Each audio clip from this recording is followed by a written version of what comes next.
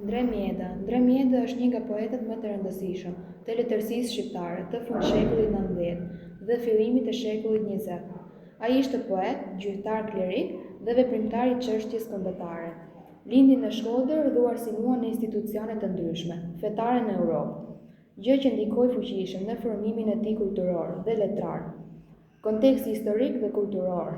Ndremjeda jetoi në një periudhë të rëndësishme për kombin shqiptar, kur lëvizja e rilindjes kombëtare po forcoi dhe përpjekjet për standardizimin e gjuhës shqipe po merrnin hovë.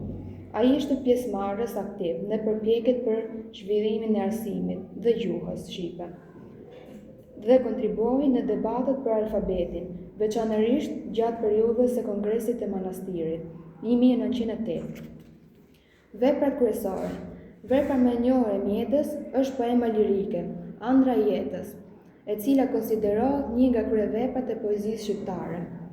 Në këtë poem trajtohen jeta dhe vuajtjet njerëzore, sakrifica, dashuria për familjen, fati dhe përballja me vështirësitë.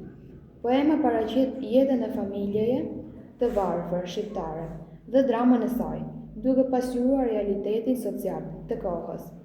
Lisus dhe vepra të tjera. Mjeda shkroi edhe poezi të tjera, me frymë lirike dhe patriotike, kundër thurën, dashuria për atë dheun, ndjenja fetare, bukuria e natyrës.